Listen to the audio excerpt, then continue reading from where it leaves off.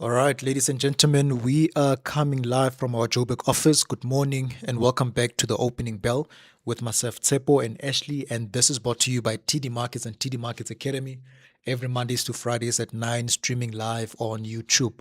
It's a Friday. We are rounding off the week. We are wrapping up the week.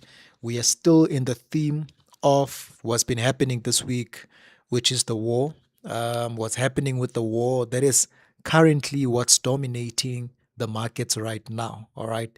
So we're gonna wrap up the week with the stock market. We're gonna wrap up the week with Nasdaq, US 30, S&P 500, and see what happened throughout the week, right? And see what we can expect or anticipate in the next week. All right.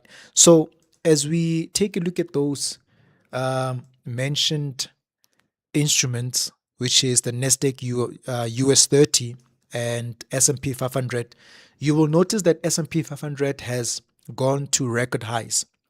It's it's creating fresh highs, all-time highs, all right? Nasdaq as well is creating all-time highs.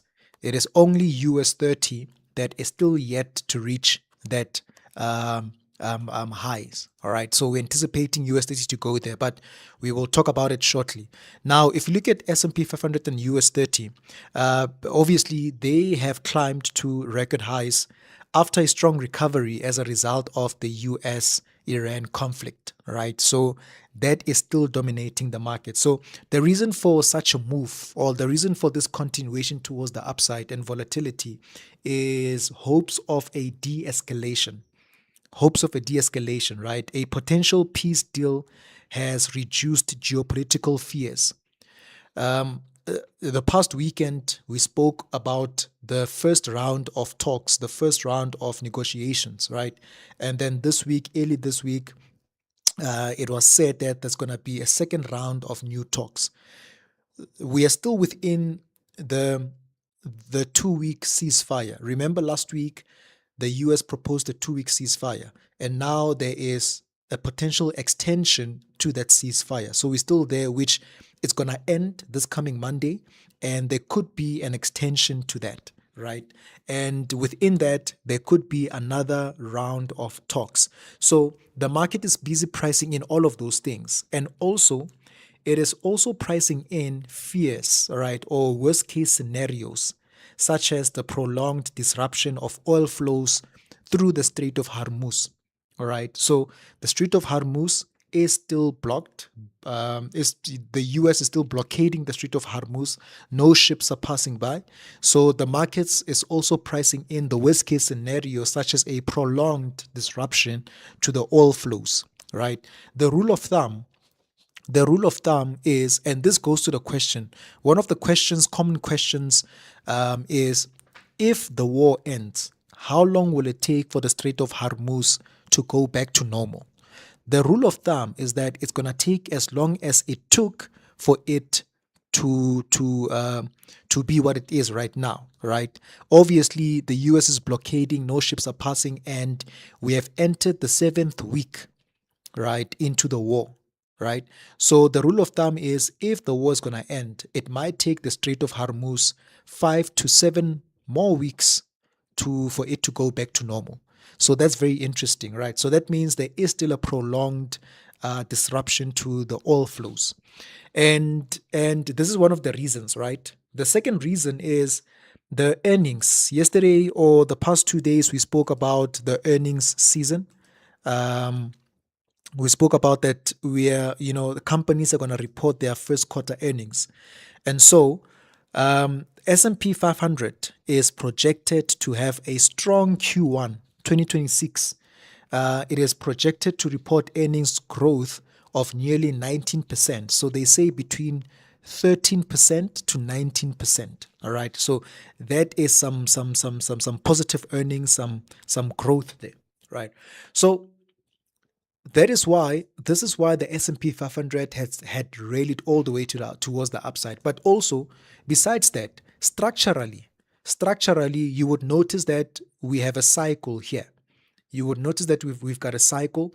So besides the war, besides fundamentals, there was always, not always, but there was a higher probability chance that S&P 500 is going to do this because of the structure that is forming on the weekly time frame.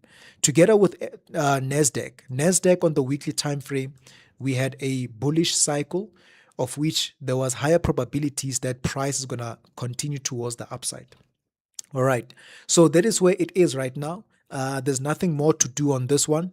S&P 500, obviously, we're anticipating some more bullish momentum, right? So we're anticipating the stock market to go up.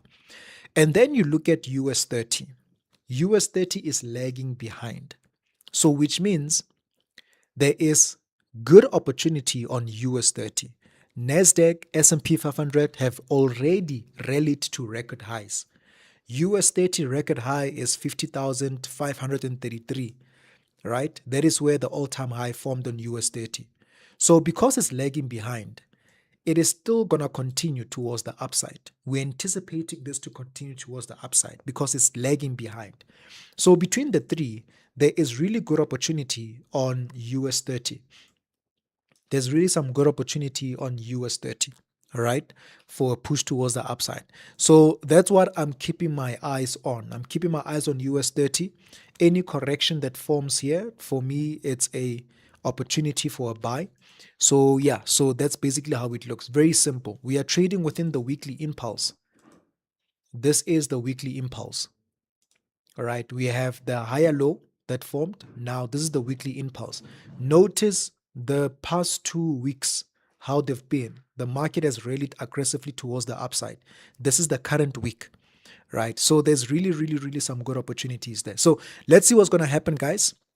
This is the stock market. S&P, Nasdaq are already gone. They've already gone to the record highs. US 30 is the one we're anticipating it to push. As such, it offers us good opportunity. All right. So that's it. Nice and simple. Opening bell on a Friday. Nice and simple. Wrapping up the week. Let's see what's going to happen throughout the weekend in terms of the war. And also let's see what next week will bring for us. All right. And yeah, we're going to end it here for today, guys. Have a good day. Enjoy the rest of your weekend. If you're joining us for the first time and you want to open up an account with us, the website is on the screen right now. If you have a few queries, if you want to send us some queries, the email is also on the chat. All right. So have a good one, guys. Enjoy the rest of